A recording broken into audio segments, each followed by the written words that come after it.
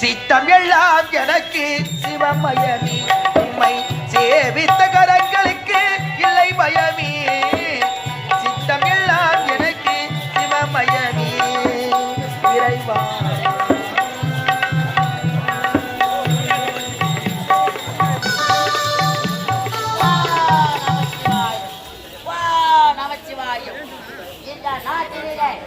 அதிகாய முனிவர் என்று இருந்த போதிலும் இந்த பொற்றாமரை குளத்தில் இருந்து நீரை எடுத்து நான் வணங்கக்கூடிய ஆண்டவன் ஒக்காட்டாரி அவருக்கு அபிஷேகம் செய்து முடித்து அனைத்தினமும் பூஜையில் அமர்வது வழக்கம்.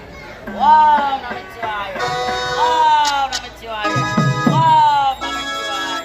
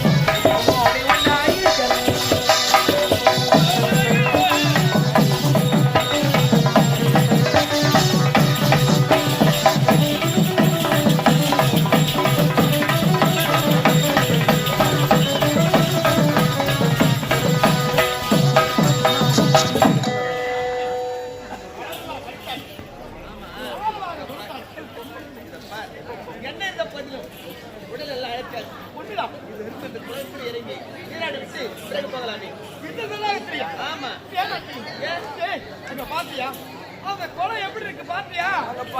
பாச அடிச்சிருக்கு பொண்ணு.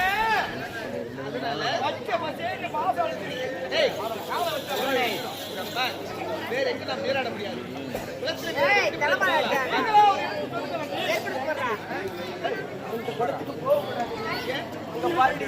எச்சரிக்கை போட்டு வச்சிருக்காங்க. அந்த குளத்துக்குள்ள யாருமே இறங்கி குளிக்கவே கூடாது. அறிவிப்பு பலகை எழுதி வச்சிருக்க பாத்தியா? அங்க போனா ஆபத்துல இறங்கி வேணாம். அப்படி இருக்கும்போது தண்ணியுமே யாரு பேச முடியாது. அந்த குளத்துல பாத்தியா எவ்வளவு பெரிய பாம்பு பாத்தியா? எனக்கு நான் கன்ஃபர்ம்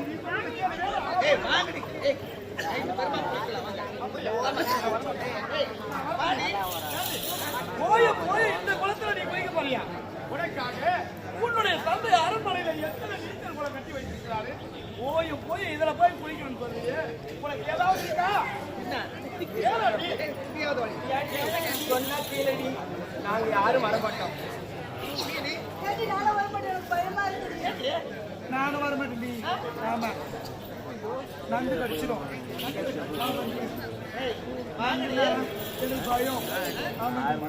ஏண்டி எங்க கெட்டு போனி நாங்க வரல. நீ ஒன்ன போய் குளிச்சுட்டு வா. மலர்களை பறித்து விட்டோம், மலர்ச்சியாக குளத்தில் நீராடிவிட்டு போகலாம் என்று கூறினால் இந்த குளத்திலே இறங்கக்கூடாது, வேண்டாம் போகலாம் என்று கூறுகிறாயா? நான் போறேன், நான் நீராடிவிட்டு நானும் உங்களோடு வரேன். ஆகட்டும் ஆகட்டும். பின்னோடு விளையாடும் எழில்வன் நம்மாராய் கண்ணோடு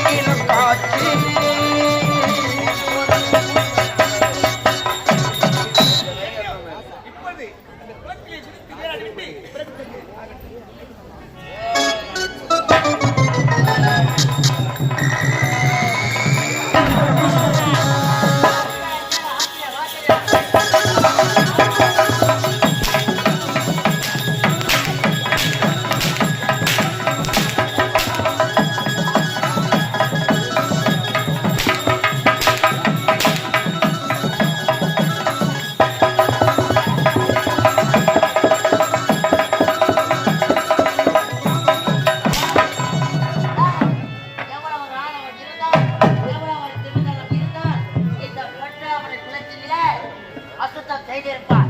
நான் வணங்கக்கூடிய அந்த ஆண்டவன் பொக்காதாரியை வணங்குவதற்காக இந்த பொன்னாவரை குளத்தை நான் வெட்டி நாட்டை வைத்திருந்தேன்.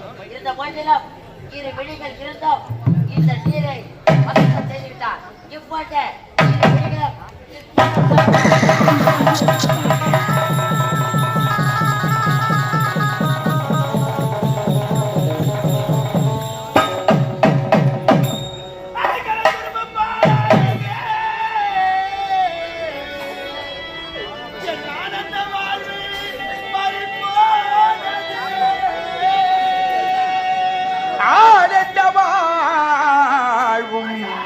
பறி போனதே.